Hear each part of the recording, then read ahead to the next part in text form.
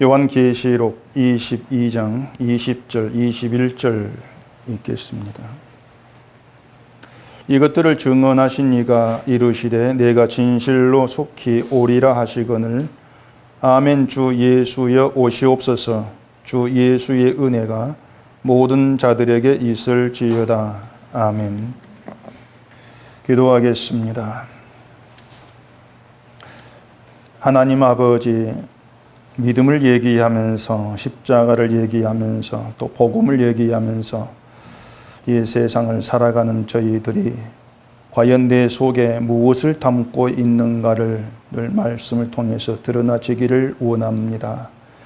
이 세상이 우리에게 전부가 아니고 하나님께서 예비하신 그 나라가 있음을 또 이 시간 믿게 하시고 그 믿음 안에서 하나님의 그 나라에 우리의 소망을 둘 수 있도록 해주시옵소서. 예수님 이름으로 기도합니다. 아멘. 오늘은 재림에 대해서 생각해 보겠습니다. 우리의 믿음의 내용에는 이 재림에 대한 것도 담겨 있어야 됩니다. 재림을 우리가 어떻게 믿느냐 그럴 때에 대개는 예수님이 다시 오신다는 걸 믿으면 되지, 그러한 생각들이 대부분이라고 할 수가 있을 겁니다. 근데 재림을 믿는다고 하는 건 그렇게 단순한 문제는 아닌 겁니다. 이 시간 우리가 재림을 믿고 산다, 예수님이 다시 오심을 우리가 믿는다는 것이 무엇을 의미하는 것이고 그 믿음이 우리의 삶에서 어떠한 모습으로 나타나지는가, 여기에 대해서 좀 같이 생각해 보십시다. 우리가 사용하는 개역 개정이나 옛날에 있던 개역 한글, 여기에는 재림이라는 말을 사용하지를 않습니다. 현대인의 성경에는 세번역, 여기에서 재림이라는 단어를 이제 사용하고 있는데, 예수님이 다시 오신다, 이것을 한자어로 표기한 게 재림입니다. 그렇기 때문에 재림이란 단어를 사용하든 안 하든 그 재림의 의미가 예수님이 다시 오시는 것이다, 그렇게 알고 있으면 되는 겁니다. 우리가 재림과 연관해서 되게 생각을 하게 되는 것이 구름을 생각을 하죠. 구름 타고 오신다고 했으니까. 또 나팔도 생각을 하게 되고, 심판, 또 부활, 혼인잔치, 휴거, 여러 가지를 우리가 재림과 연관해서 생각하게 됩니다. 그 모든 것이 예수님이 세상에 다시 오실 때에 이 땅에서 나타날 현상이나 또 세상에 있을 일들, 그렇게 우리가 알고 있습니다. 성경에도 구름 타고 오신다거나 또 나팔 소리와 함께 오신다고 분명히 그렇게 얘기하고 있기 때문에 그렇게 또 아는 것도 잘못된 건 아니죠. 그래서 그런지 예수님이 재림하시는 그 그림들을 보면은 다 예수님 구름을 이제 타고 빛이 쫙 내리쬐면서 오시는 것으로 이렇게 이제 우리가 묘사되고 있지 않습니까? 제가 그 천국과 지옥에 대해서 말씀을 드리면서 중점을 둔 것이 뭐였냐면은 그 천국과 지옥을 우리 현재의 삶과 연결해 가지고 이해하는 것, 거기에 중점을 둬서 말씀을 드렸습니다.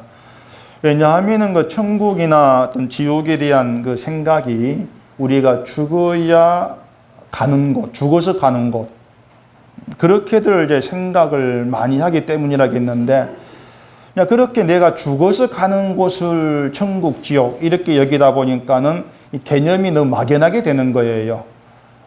천국과 지옥이 어떤 곳인지 모르겠는데 어쨌든 내가 죽으면 간다, 그렇게 믿고 있으면 되지 않겠는가, 이런 막연한 개념들이 사실 많이 깔려 있는 겁니다. 그렇기 때문에 천국과 지옥의 문제를 죽음 이후의 문제로 우리가 밀쳐놓고 생각을 할 것이 아니고, 지금 현재를 살아가는 우리의 삶에 연결해가지고 이해하는 것, 그건 분명히 필요하다는 그런 생각에서 현재에서의 지옥과 그 천국에 중점을 두고 말씀을 드린 겁니다. 여러분이 그걸 얼마나 이해를 하셨는지 모르겠지만은, 제가 그 생각할 때에는 이 천국과 지옥의 문제를 현재의 삶과 연결해서 우리가 이해하는 것이 여러분의 신앙의 삶에 아주 좀 중요한 그런 내용이기 때문에 혹시라도 뭐 이해가 좀 안 되셨다면은 주보도 다시 보시고요. 또 홈페이지 들어가서 설교 다시 들으면서 좀 이해를 하셨으면 좋겠습니다. 제가 설교하면서 때로 좌절감을 좀 많이 느낍니다. 내가 설교를 계속 해야 되나? 뭐 이런 생각이 들 때가 많이 있는데, 저는 분명히 여러분께 말씀을 드렸고, 그것도 한두 번 말씀한 것이 아니고 수없이 강조했던 그런 내용임에도 불구하고 간혹 옛 사고방식에 묻혀서 나오는 말을 제가 접할 때, 그때 제가 전에도 그랬죠. 제 마음이 무너지는 것 같다고. 좌절감을 제가 막 느껴요. 정말 깊은 자존감을 제가 느끼게 되는데, 그러면서 제가 깨닫는 것은 역시 성경을 이해하고 받아들이는 것은 인간의 말로 안 되는구나. 그걸 또 같이 절감을 합니다. 오직 성령의 지혜로만 된다. 그런 실감을 하죠.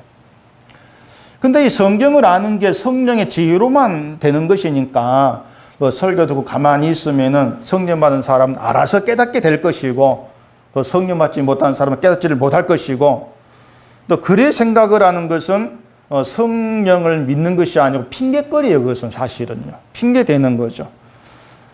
우리가 성령을 받았고 또 성령으로 인해서 또 말씀을 알아간다면은 말씀을 사모하게 되어 있습니다.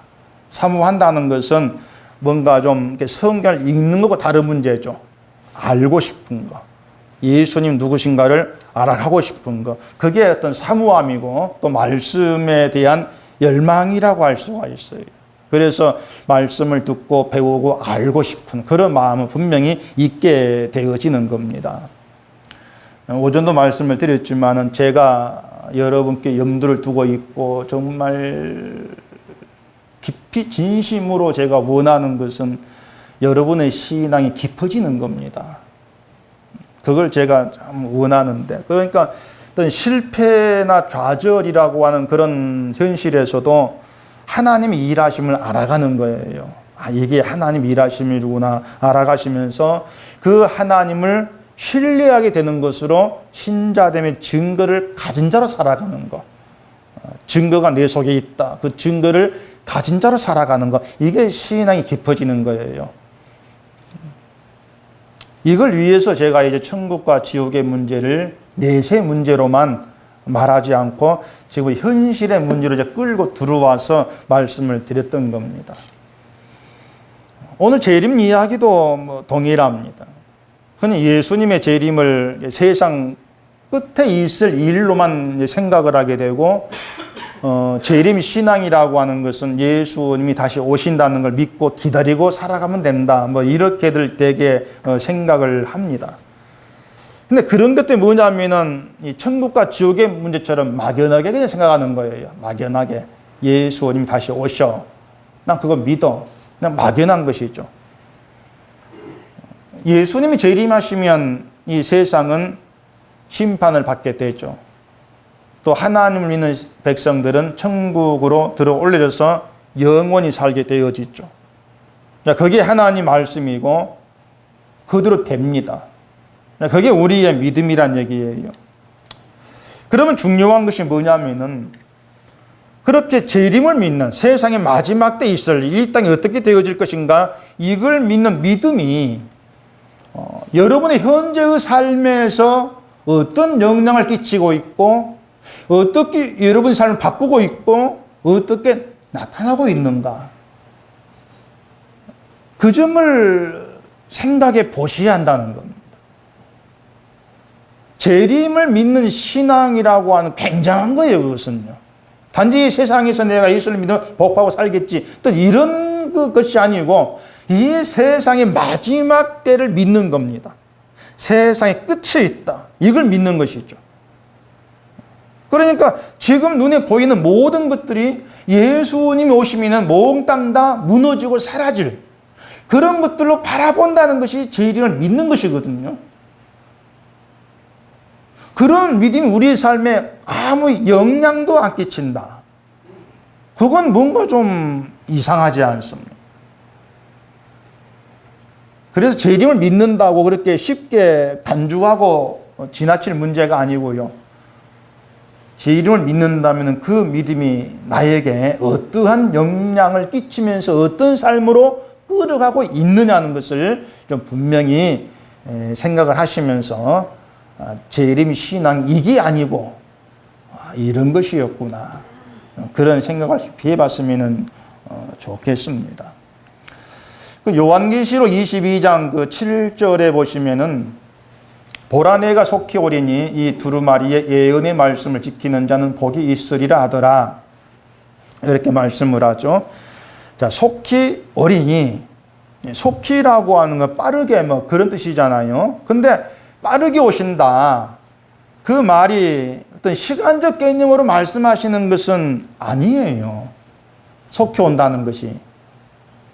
자, 우리에게 2000년이란 시간이 깁니까? 짧습니까? 어마어마 긴 시간 아닙니까? 2000년이 긴 시간인데 예수님이 속히 오시겠다 해놓고 아직까지 안 오셨어요. 그렇기 때문에 속히라는 것을 시간적 개념으로 이해를 하게 되면 예수님은 뻥친 게 됩니다. 속히 오신다 해놓고 왜 아직 안 와? 2000 지났는데. 그런 이제 생각이 돼버리죠. 그렇기 때문에 속히라고 하는 건 시간의 개념으로 이해할 그런 문제가 아닌 겁니다. 사실 신자에게는요, 예수님이 언제 오시든지 간에 그것이 중요한 문제는 아닌 거예요. 오늘 오시든 내일 오시든 그게 중요한 문제가 아닙니다. 근데 우리 속마음은 안 그래요.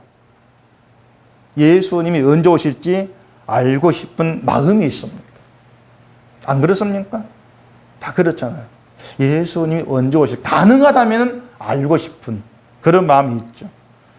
근데 그 이유가 뭐라고 생각합니까? 왜 예수님이 오시는 날 알고 싶을까요, 사람이?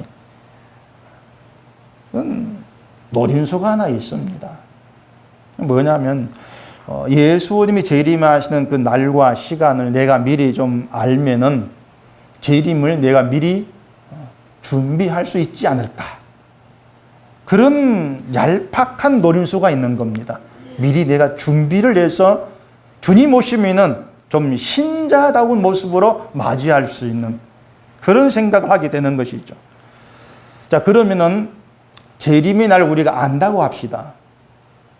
재림의 날을 안다면은 그 재림을 미리 준비할 수가 있다고 생각하십니까?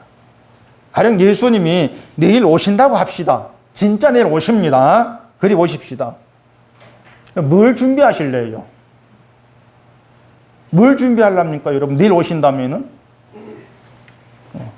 뭘, 어떻게 준비를 해가지고 여러분 자신이 믿음이 있는 하나님 백성이라는 것을 나타내고 보여주고 그걸로 천국 갈 수가 있겠냐고 하는 거예요. 뭘 어떻게 준비해가지고.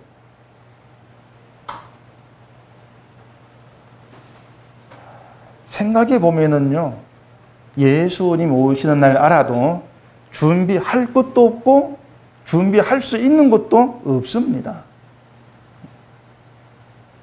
기껏 준비한다고 생각해봐야 뭐 기도하는, 뭐 성경 보는 거, 재산 있는 거 다 팔아가지고 뭐 다 나눠줘버리는 거. 내일 오시는데 재산이 무슨 필요가 있어요? 다 나눠주고. 뭐 그런 정도겠잖아요.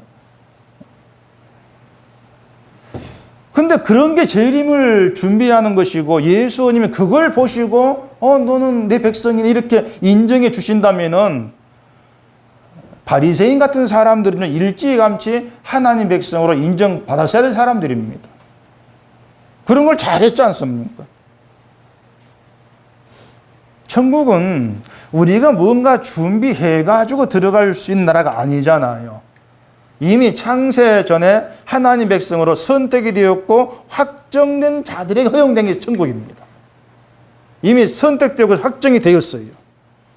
또 재림은 하나님이 예수 그리스도께 주신 그 하나님 백성들을 영원한 영광의 나라, 그 생명의 그 나라로 데려가기 위해서 오시는 것이기 때문에 이미 확정된 사람을 데려가시는데 우리가 뭘 어떻게 준비한단 말입니까?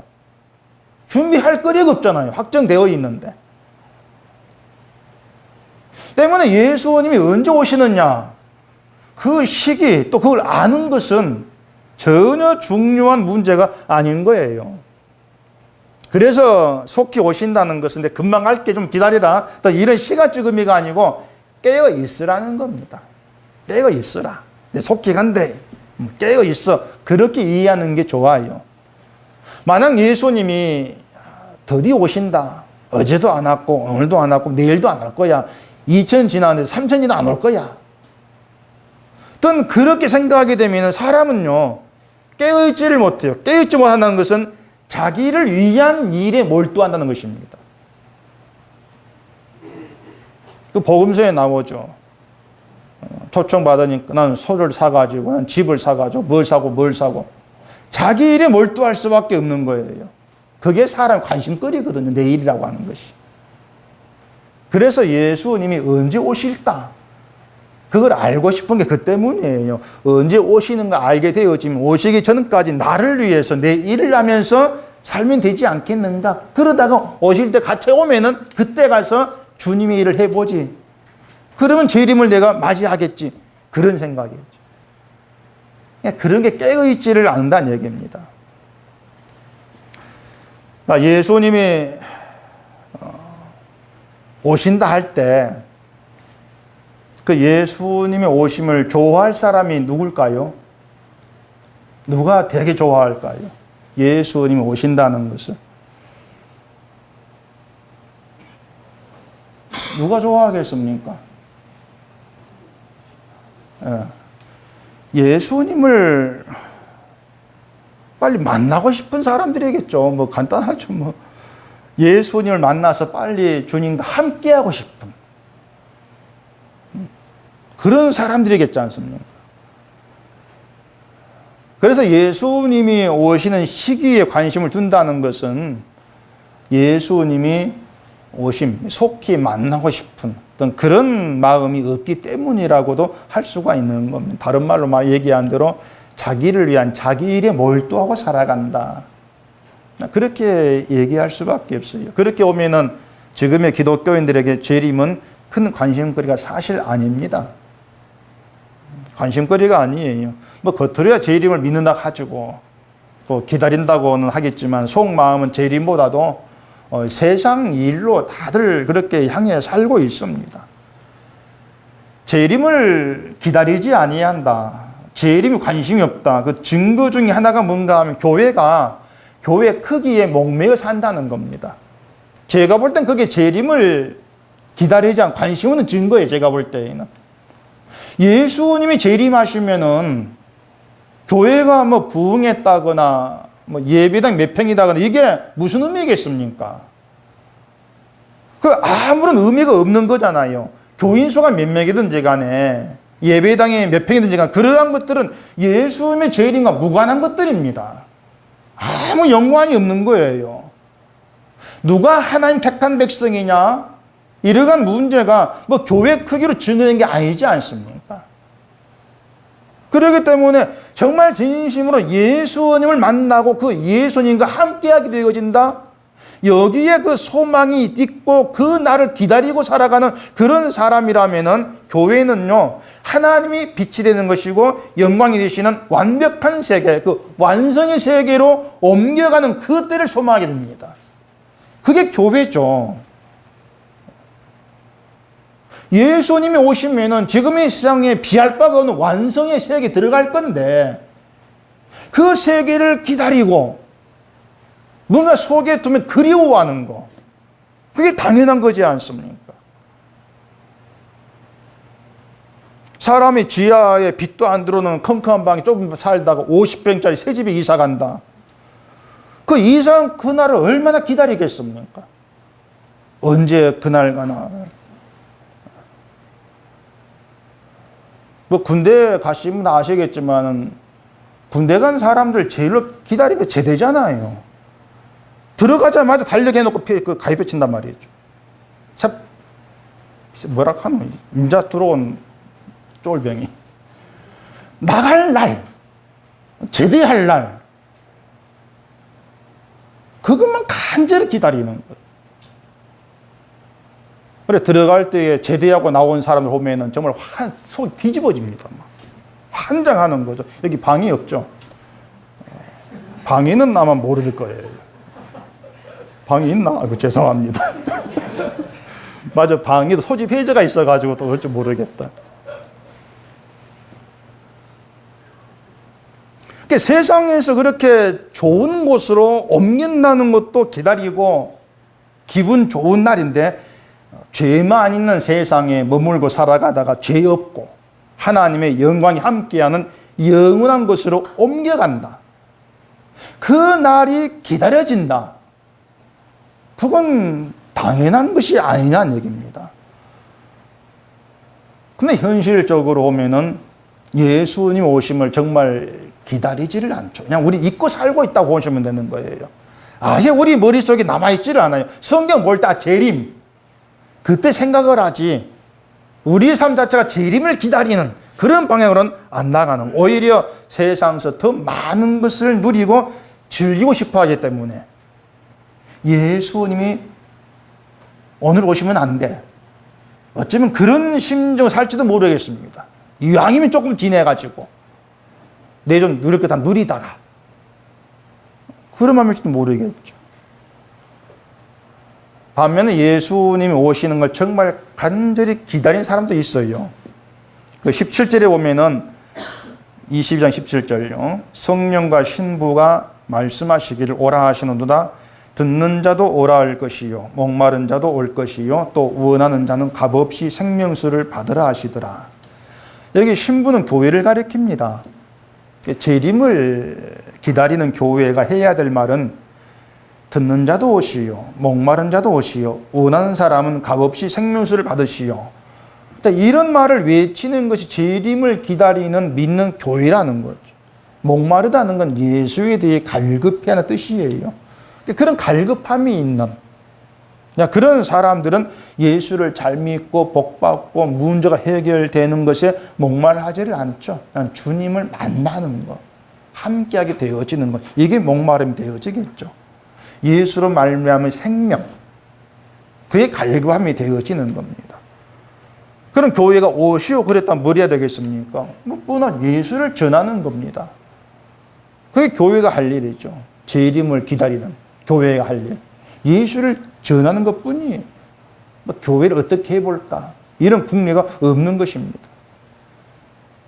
그래서 재림을 기다리는 교회가 하는 일은 예수님이 우리를 살리게 흘리신 피를 증거하는 것이다. 그게 저와 여러분이 주님을 기다리면서 할 일이라는 것을 우리가 아시면 되는 겁니다. 여러분이 재림을 기다리는 것도 다르지가 않습니다. 재림을 기다리는 신앙이 따로 있는 게 아니에요. 예수님이 십자가에 흘린 피가 내 죄를 용서하셨다. 그 믿음으로 사는 겁니다. 그게 주님 오시는 걸 기다리는 신앙이에요. 그 사실을 고백하면서 함께 예수로 감사하고 기뻐하기 위해서 모이는 게 교회란 얘기입니다. 교회는 모여서마다 우리가 뭘 기다리지, 우리가 뭘 그리워하지 서로 확인하고 나타내고 증거하고 그렇게 함께하면서 같은 길을 걷고 살아가는 거죠. 그걸 교회됨이라 이렇게 얘기하고 있는 겁니다. 자, 그럼 이제 이걸 생각해 봅시다.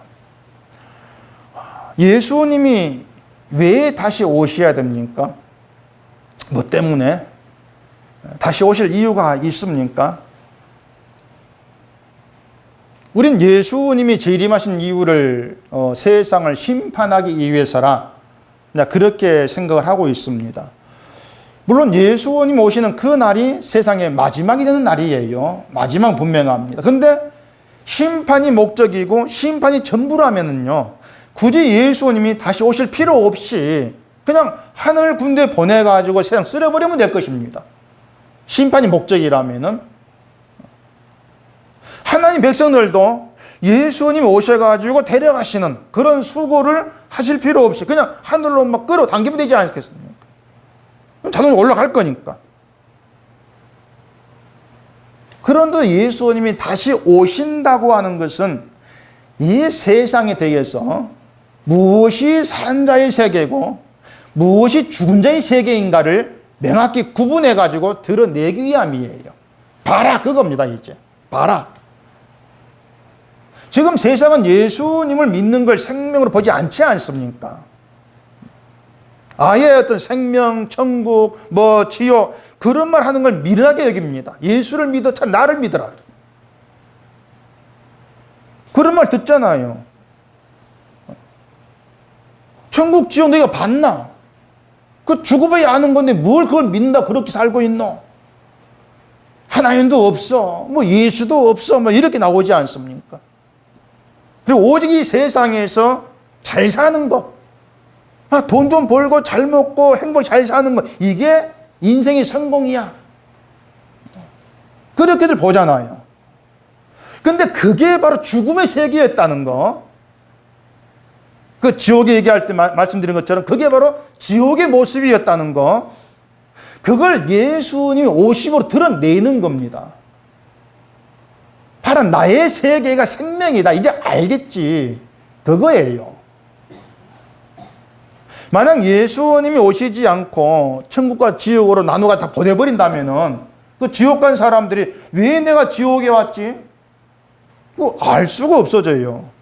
그래서 예수님 오심으로 인해서 세상이 왜 심판을 받느냐 이걸 보이는 겁니다. 너희가 나를 버렸잖아. 버림받은 내가 와서 심판한다. 결국 예수를 버렸다는 것 자체가 죄로 드러나면서 심판이 당연함이 그렇게 증거되는 것이죠. 그래서 예수님이 다시 오신 날 믿고 기다린 신자는요, 세상에 뭐라 하든지 간에 예수의 피를 믿고 사는 겁니다. 그냥 노아가 세상에 뭐라 하든 방주를 만든 것처럼요. 말씀을 믿으니까. 우리는 하나님 말씀을 알고 믿으니까 그 피가 나의 죄를 용서해서 믿으니 그게 지혜고 그게 생명 구원을 믿으니까 세상에 뭐라 하든 세상에 어떻게 살든 우리는 예수의 피를 알고 그 피를 믿는 믿음으로 가는 거. 이게 생명이 나에게는 이게 생명이다. 이게 나의 지혜야. 이게 내 가장 복된 것이야. 그걸 증거하는 그런 자로 이 땅에 머물고 살아가는 거예요. 세상이 어리석다고 조롱하고 비방을 해도 묵묵히 예수를 아는 게 구원이고 생명이라는 그 사실을 증거한다는 것이 재림을 기다리는 신자의 삶이라는 얘기입니다. 특별히 뭔가 하는 게 없는 거예요. 그렇게 믿음으로 주가 생명이야. 그 믿음으로 사는 거죠.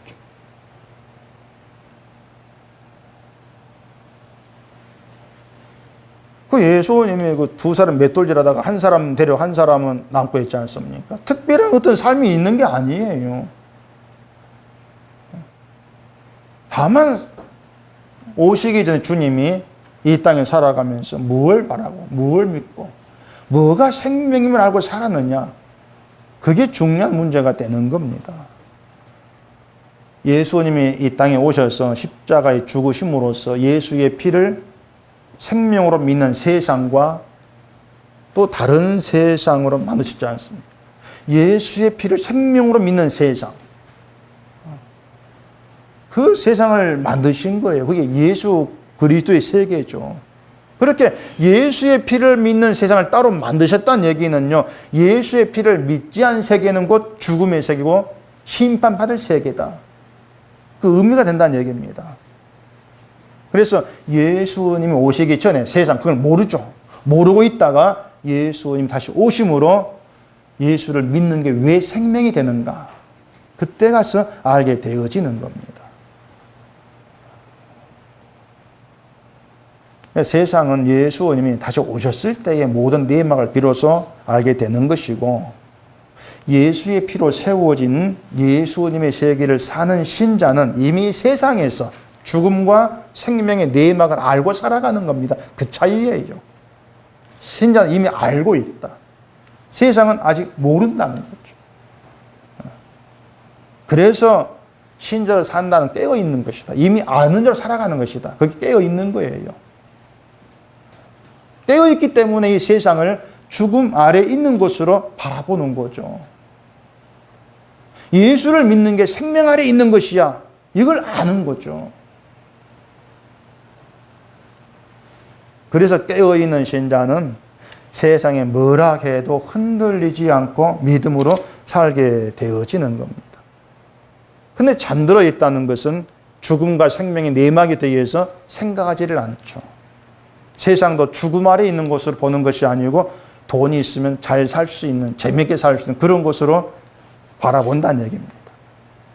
우리가 세상을 그렇게 바라본다는 것은 재림을 염두에 두지를 않고 있다는 겁니다. 그게 관심이 멀어져 있다는 것이죠.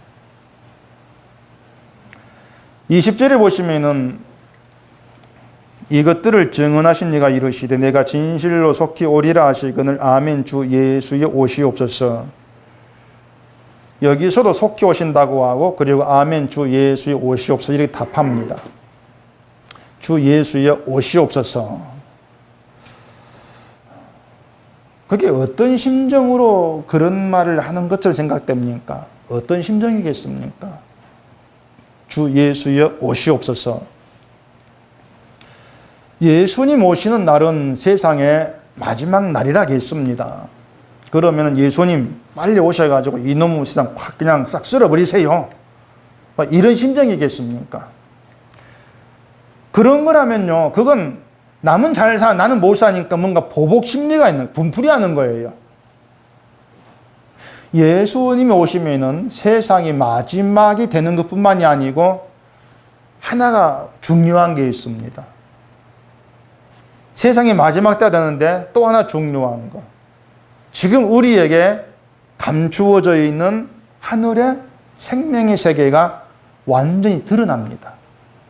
주님이 오시게 되어지면. 새하늘과 새 땅의 세계, 그게 어떤 세계인가가 확실하게 드러나게 되어집니다. 지금 우리가 이 땅에 살아갈 때는 그냥 조금 맛만 볼 뿐이에요. 이런 것이구나 약간 느낄 뿐이란 말이에요. 몰라요, 우리는요. 지난 시간 말씀드린 것처럼 새하늘 새 땅도 새로운 사고방식의 나라, 우리는 그 정도로만 이해를 하는 겁니다. 기존 하늘과 기존 땅에서는 내 힘으로 원하는 걸 얻고 이루는 그런 세상이었습니다. 그래서 내 힘과 내 열심과 내가 이룬 결과 자랑이 되는 것, 그게 옛 세상, 옛 하늘 속에 살아가는 그런 모습이죠. 그에 비해서 새하늘과 새 땅을 지금 이 땅에 살아간다고 하는 것은 내 힘과 내 열심이 아니고 예수님이 행하신 의가 되고 생명이 되기 때문에 모든 것을 예수님이 이루었습니다. 그걸 믿는 믿음의 세계가 지금 이 땅에 우리가 사는 새하늘 새 땅이란 말이죠. 근데 그게 전부가 아니에요. 우리가 믿음이란 방식으로 새로운 세상 우리가 살아가면서 예수님 오시면 드러날 완전한 새하늘 새 땅, 그걸 우리가 소망을 하게 되어지는 겁니다. 그게 어떤 나라지? 그 소망이 우리로 하여금 이 세상의 뜻을 두지 않게 만들어내는 거예요. 그러면서 예수님이 오시면 드러날 완전한 나라가 내 마음에 자리하고 소망이 되어 있기 때문에 그 나라에서 주와 함께 영원히 거한다는 그것 때문에 주 예수의 오시옵소서 그렇게 고백할 수가 있게 되어지는 겁니다. 정말 기다리는 거죠. 원하는 거죠. 그래서 재림을 믿는 신자는요, 세상 끝을 생각을 하는 겁니다. 끝을 생각하고 사는 것이고 완성의 세계를 그리워하고 기다리게 되어 있습니다.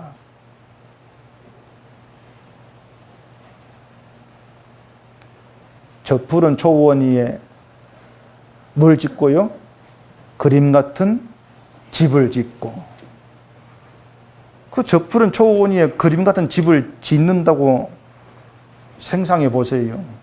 그냥 덤덤한 마음으로 기다리겠습니까? 완성된 그 집을 생각을 하면서 저 푸른 초원에서 이것도 하고 저것도 하고 어떤 그런 살 날을 좀 기대하면서 그렇게 기다리지 않겠습니까? 우리가 집을 짓는다면 집을 지어도 그런 기다림이 있는데 완성된 영광의 그 나라를 우리가 보게 되고 거기에서 영원히 산다고 그러는데 그냥 덤덤하게 있는 것이 오히려 이상하지 않겠습니까? 덤덤하다는 것이. 영광의 나랑 그렇다 치고 예수님 오시면 또 이루어지는 게 있습니다. 또 한 가지. 그게 뭐겠습니까? 예수님 오시면 이루어지는 거 우리에게. 또 그게 뭐겠어요? 평소에 생각을 안 하니까 이제 말을 못 한다니까요. 부활. 예. 그 부활이 이루어지거든요. 자, 여러분은 부활의 몸에 관심이 있습니까? 없습니까? 우리 부활의 몸에.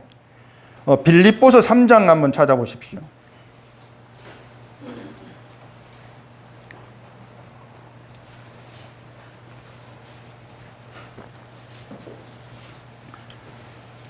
빌립보서 3장 20절, 21절 보시면은 그러나 우리의 시민권은 하늘에 있는지라 거기로부터 구원하는 자 곧 주 예수 그리스도를 기다리노니 그는 만물을 자기에게 복종하게 하실 수 있는 자의 역사로 우리의 낮은 몸을 자기 영광의 몸의 형체와 같이 변하게 하시리라.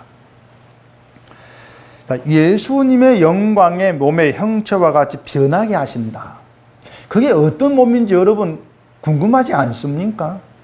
이게 부활의 몸인데 어떤 몸일까? 우리 몸, 썩어질 몸이라고 하죠. 우리 몸은 뭐 꾸미고 화장해봐야 그 몸의 변화가 아니에요. 뭐 듣자하니 뭐 여자의 변신은 무죄라 이런 말도 막 들립디다마는 여자의 변신은 유죄입니다. 무죄 아니에요. 왜냐하면 남자 속이는 것이거든요. 유죄죠. 뭐 20대는 화장이고 30대는 무슨 뭐 변장, 40대는 분장, 50대는 뭐 환장, 뭐 별말 다 있더만은 뭐 아무리 가리고 꾸며봐야 씻으면 다 드러나지 않습니까? 썩어질 몸이다. 낮은 몸이다. 근데 그런 몸이 영광의 몸의 형체로 변한다. 그게 재림의 날이란 말이죠. 재림 때 그렇게 이루어진다는 얘기입니다. 영광의 몸의 형체. 그게 어떤 몸일까? 그 몸에 대한 기대, 어떤 그 소망 때문이라도 주 예수 오시옵소서 이런 고백이 나와지는 게 당연하지 않을까요?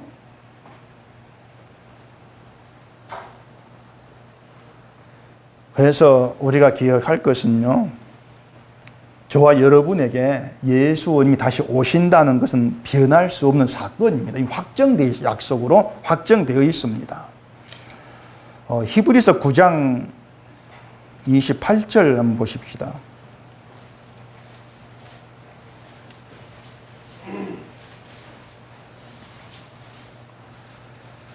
이와 같이 그리스도도 많은 사람의 죄를 담당하시려고 단번에 들이신 바 되셨고 구원에 이르게 하기 위하여 죄와 상관없이 자기를 바라는 자들에게 두 번째 나타나시리라.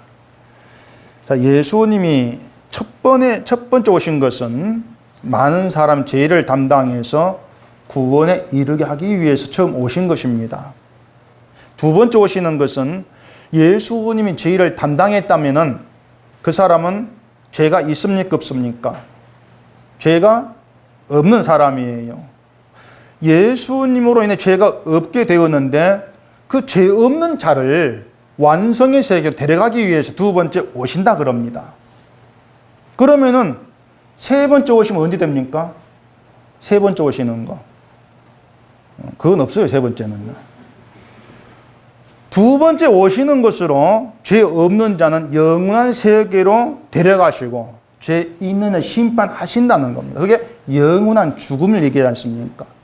영원한 지옥이 있게 된다. 그것인데 지난 주일에 말한 대로 이 지옥이 어떻게 생겼는지 모르겠지만은 생명이 없는 영원한 죽음의 세계라. 이것만으로도 우리는 지옥서 건진받았다. 죄가 없는 자가 되었다는 것이 은혜가 아닐 수가 없다는 얘기죠. 그 은혜 안에서 정말 그 주님의 세계가 생명의 세계 어떤 세계일까? 어떤 그 소망과 그리움으로 그날 기다리는 것은 우리에게 있어서 믿음으로 당연한 모습이 아닐 수가 없는 겁니다. 근데 두 번째 오실 때 이제 세상에 나타난 사건이 있습니다. 데살로니가전서 4장 16절 보시면은 주께서 호령과 천사장의 소리와 하나님의 나팔 소리로 친히 하늘로부터 강림하시리니 그리스도 안에서 죽은 자들이 먼저 일어나고 그 후에 우리의 살아남은 자들도 그들과 함께 구름 속으로 끌어올려 공중에서 주를 영접하게 하시리니 그리하여 우리가 항상 주와 함께 있으리라. 뭐 주께서 호령 또 천사장 소리 나팔 소리 그 속에 친히 강림하신다 그러는데 그 뭐 호령이 있고 소리가 있고 나팔 소리 있다는 것은 주의 오심 온 세상이 알게 한단 말이죠. 온 세상이 알 수밖에 없다는 겁니다. 그리고 구름 속으로 끌어올려 가시는 거예요. 그걸 뭐라고 말합니까? 되게 두 글자로 휴거라고 그러죠. 휴거. 그것도 이제 뭐 한자어로 그렇게 단어를 만든 건데 시한부 종말론자들이 휴거라는 말을 많이 사용해서 이제 일반 교회는 휴거란 말 잘 사용하지 않습니다. 끌어올려간다. 근데 구름 속으로 올려간다는 것을 진짜 그렇게 사실적으로 되냐 이런 거 관심 두지 마시고요. 그 끌려 올라간다는 것은 이제 세상과 상관이 없는 것이 하나님 백성이기 때문에 본향으로 데려간다는 뜻이에요. 이 땅과 상관이 없어 그것입니다. 그러면은 재림을 믿는 신자는요, 이 세상에부터 지금 이 땅에서부터 그 사고방식이 휴거돼야 돼요. 이미. 우리의 그 생각 자체가. 그러니까 하늘에 안침받은 신자로서 하나님 나라가 내 본향이라 이걸 믿고 그 본향으로 돌아갈 나를 그리워하고 살아가는 것이 이미 휴거된 자로 사는 것입니다. 이런 사람을 예수님이 오셨을 때에 구름 속으로 끌어올려간다. 그렇게 보시면 돼요. 세상과 상관이 없는 존재가 되어진다는 얘기죠. 그렇게 우리 이 땅에서 살면 된다는 얘기입니다.